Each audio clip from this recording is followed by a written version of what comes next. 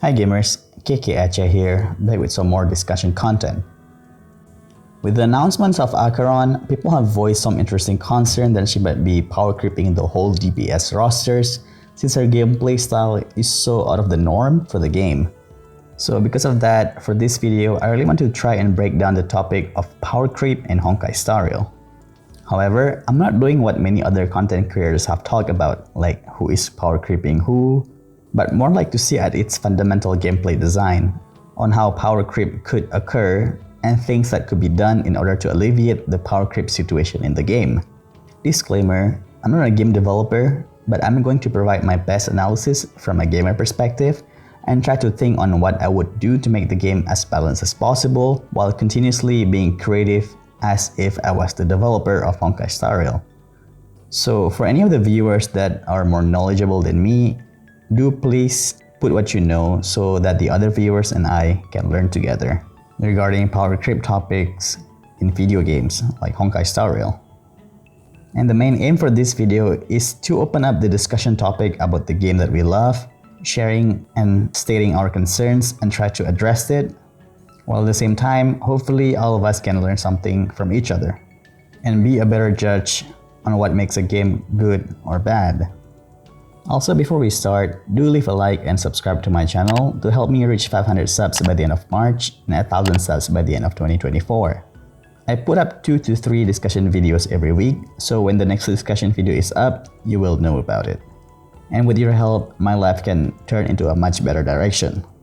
And sorry for yapping, let's just get started.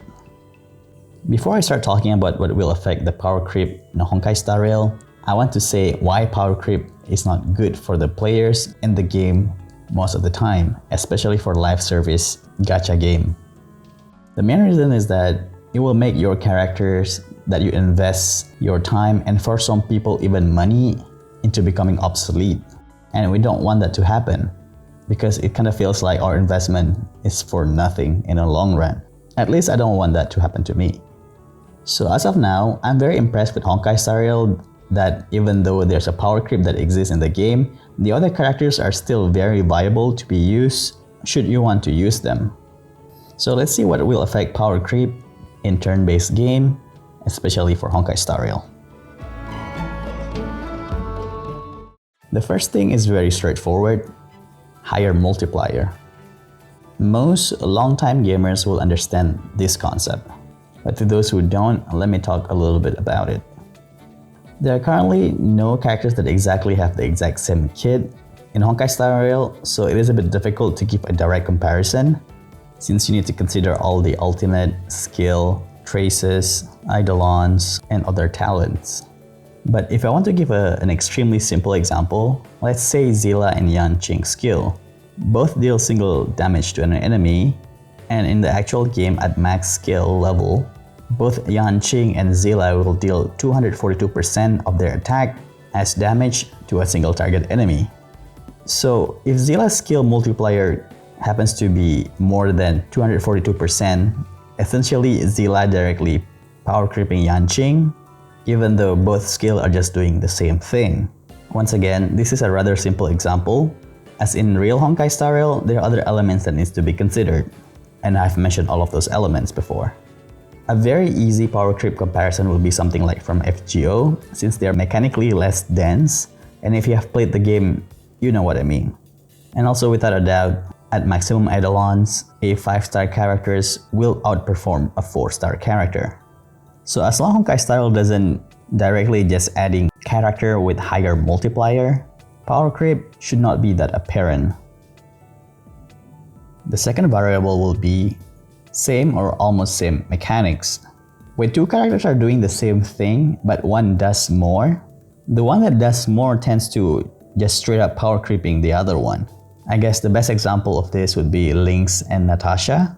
Lynx does all what Natasha does, but Lynx has more utilities as she increases the max HP of your ally with her skill and also increases the aggro for them, providing they're either from destruction or preservation path. While Natasha is more durable with her self-healing, but that rarely comes up in the actual battle. So the extra utilities from Lynx is more important than survivability for Natasha, and therefore list is Power Creep Natasha. Not only Natasha is outperformed by her 5-star counterparts, but she also outperformed by another 4-star. And we shall see how good Gallagher is. So when you design a character, always try to avoid making 2 characters have similar playstyle to avoid power creeping, which can be very difficult in Honkai Star Rail for certain path. Let me give you a little bit more explanation, because when designing abundance and preservation characters, they pretty much only have one job, either healing for the abundance or tanking for the preservation. It doesn't matter how you heal, as long as you heal enough and it is easy to use your heal, and same logic applies for preservation unit. And because of that, that's why we don't have that many preservation or abundance character, since it is really easy to power creep them. The third variable that can affect a power creep in the game is the ease of use, or low investment. The most simple explanation would be you don't need too much setup or having too much specific requirement in order for that character to reach their maximum potential. A very good example that we currently have in Honkai Star Rail would be Jingliu versus Yanqing. Jingliu and Yanqing both can cause a lot of damage at max potential. But Yanqing is so difficult to be kept in max potential since he must not take damage, while so many enemies can hit all of your party members at once. Therefore, you need a strong shielder, and at the current state of the game, we only have Jeopard that can always provide a very strong shield for Yanqing. But he is a standard 5-star character. Unless you lose 50-50 to him or pick him via the selector, most likely you don't have Jeopard. I'm a day 1 player, I still don't have Jeopard, and I have E3 Bailu. While Jingliu only needs 2 charges of her talent that can be obtained by using her skill or ultimate, and doesn't rely on other character in order for her to reach that maximum potential. From this quick comparison, you people would use Jingliu more since she is much easier to use, and hence ease of use or low investment. Another good example of this would be Arlan. Not only all of his kit multiplayer were nerfed, his playstyle also makes him to be very difficult to use, since you want him to be at low HP at all time, but all of his kits are skilled with attack, and with low HP, it is difficult to time when you want to use your emergency heal if you bring a healer. And just like Yanqing, if you want him to be in always a safe state, you need a really strong shielder like Jeopard. And hence why these 2 characters are not seen a lot, as people prefer to use an easier character to use. And the 4th variable will be challenges that keep favoring a certain playstyle, and hence another playstyle become less preferred. This was present prior pure fiction existence, at which at that point almost all of erudition units were power crept by the destruction units, since the content of Memory of Chaos only have about 3 to 4 enemies wave in average, and hence you need a more focused damage output. While erudition is best when you're fighting 5 enemies, all of the damage are well distributed. For a game like FGO, for example, the objective is always just to defeat the enemies, and you can do it however you want. That by itself will resort mostly on people building a team that can kill the enemies as soon as possible, and always end up using the same character or team over and over again, especially when it comes to farming, since FGO doesn't have an endgame content. But at least the option to use other characters are still there, even though it is less optimal, since FGO usually doesn't have time restriction applied into their game. Which is why Genshin rarely see changes in team composition when it comes to challenging the Abyss, because we just want to kill the enemy as soon as possible, with some occasional small restriction. So after thinking hard about it, these 4 variables are the things that I can think of that directly contribute to power creep in Honkai Star Rail. If you guys have further insight, post it in the comment section so other viewers and I can learn more about it. Now let's see how some of these power creep could be alleviated, and I have come up with 5 variables. First is direct continuation from the previous discussion, having more gameplay modes. This is a very important since by having more gameplay that favors a certain play style, it really incentivizes you to diversify your team. For instance, back to our previous example, before, members of Chaos are not friendly to erudition units since their damage is way too spread out, and it is not enough to kill the medium to big mobs fast enough. But now with Pure Fiction, erudition units can quickly kill smaller mobs, and with the Pure Fiction mechanics, that in turn will help killing the bigger mobs, which is not very fast with Destruction unit and even slower with the Hun unit. So with this variable, in the future, I won't be surprised if there's going to be a permanent mode that prioritizes defense rather than offense. So that way, Preservation and Abundance characters can shine, and Harmony units that buff defensive stats like the HP and defense can also be considered top tier in this specific mode. And if you guys have noticed, there's barely any Harmony units that buffs any defensive stats. As of now, we can see some form of that in Simulated Universe as each blessing path really enables all kinds of team composition. So as long as the developers keep developing game modes that cater to all kinds of playstyle, the power creep issue will be alleviated but not necessarily eliminated since all of the characters will have different spots for them to shine.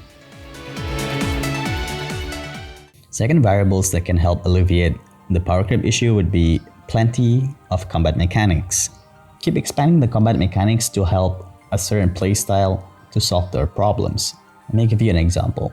With Black Swan, now there's a way to keep expanding dot mechanics because now there's a unique form of dot that doesn't stack with other typical dots, but still within the same category. This will allow the 4-star dots character to shine. Let me give you an example. Sambo Eidolon can help triggers Black Swan's Arcana too. So with Black Swan's existence with the unique dot combat mechanics, that boosts Sampo's overall damage and also increases his usage and can replace Kafka to a certain extent, especially against wind weakness enemy. So in the future, I can see a mono dot wind team that focuses killing enemies with wind weakness when there are more characters are out for Honkai style, maybe 2 to 3 years from now. Another example of this unique dot mechanics, so in the future, there could be a fire version of Black Swan that has a special unique burn, and Guinaifen value will increase since she can trigger burn with her ultimate. And because of that, she can shine on a burn team, while she previously power creep by so many alternatives. Like when it comes to dealing more damage to enemies, Pella is a better choice, and for dots, you might just want to break Kafka instead. Let me give you another possible example for a mechanics expansion. Let's talk about something recent from 2.1 Special Program. In that program, even the developers are thinking of adding an evade mechanic into the game, which they kind of scrap because they think it might be too much at this moment and break the game state. But having evasion will really help our boy Yanqing from getting hit. Therefore, he can utilize his full buff duration and stays in his maximum potential mode a lot longer. Or even for our other boy Arlan. With evasion, that will help him to stay in low health without worrying him dying. So by providing more combat mechanics, it could help some of the older characters to keep up with the newer ones. We all know that Hoyoverse developers are not the type that straight up buff characters, and hence they opt to use more mechanics. And if this being handled correctly, the power creep issue could be alleviated to a great degree. The third variables will be enemies to prevent power creep. Having enemies that invalidate a certain character or team will keep some characters in check while making some other characters become more relevant. One good example right now would be our boy Sam. During his flame mode, it reduces your healing, while at the same time, you need to bring characters that can burn skill point fast, as prolonging Sam in that heat mode only puts you at a disadvantage. So against Sam, bringing Shielder is a much better option than a healer, and hence, for this enemy alone, Preservation unit will power creep an Abundance unit. Let's give you a future example and help our boy Yanqing again. There might be enemies that have gimmicks to protect the other enemies by giving them evasion or shields as long as they are alive. With this kind of enemy mechanic, bringing destruction or erudition units become less efficient, and bringing a single target is better. So it is good that Honkai Star Rail doesn't only focus on characters, but also enemies. That way, you are forced to diversify characters or teams so that you can kill these enemies more efficiently.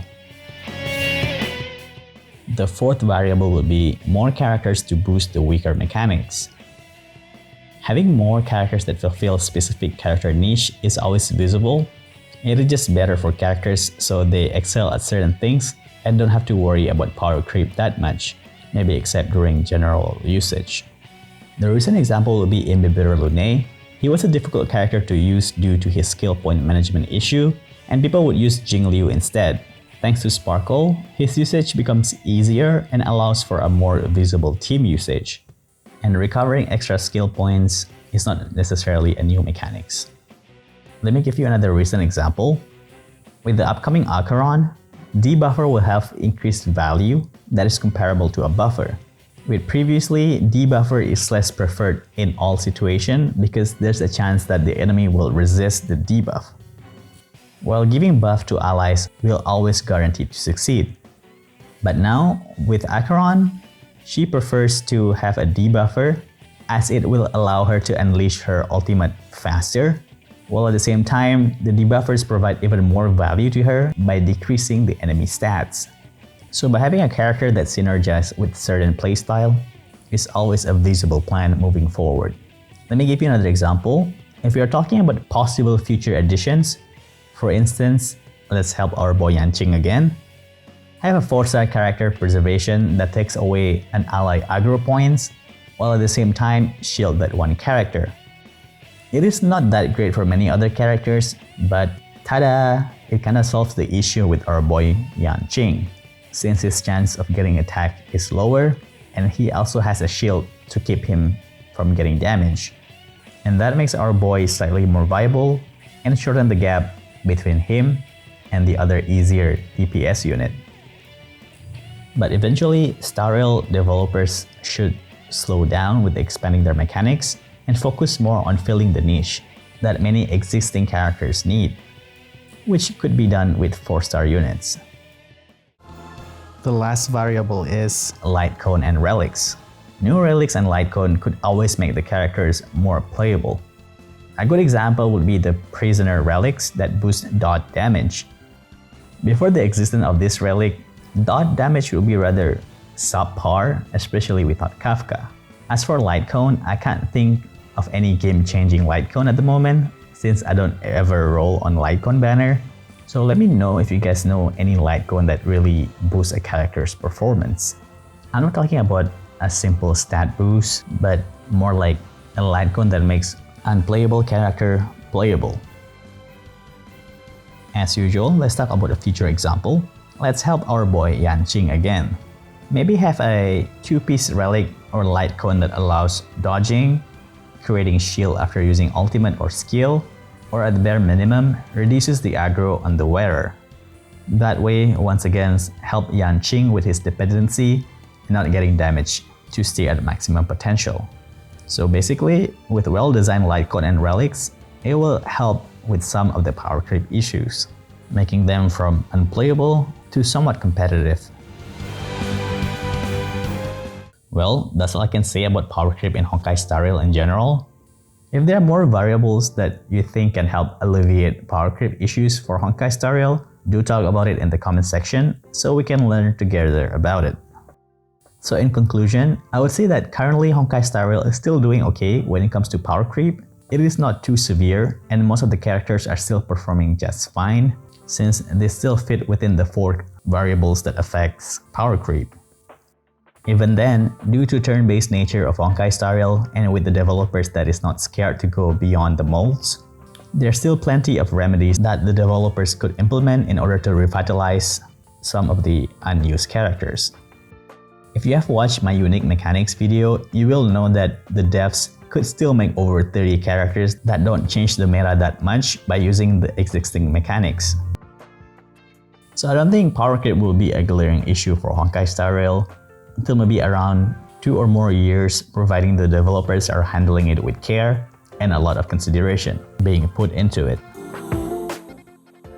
Alright, that's all I want to say about Honkai Star Rail power creep. If you learned something new / useful about game design and maybe some understanding regarding the future of Honkai Star Rail, do leave a like and subscribe to my channel, as it will help me so much in keep making a living, and you will keep getting more content from me. If you think what I say is garbage and you know more about this particular topic, do leave some details in the comment section so we can learn together about it. And if you want to learn power creep situation for each characters, plenty of other YouTubers already make a discussion video about it, so do check them out as well. Thanks so much for watching, gamers. Until the next video, stay sharp, gamers.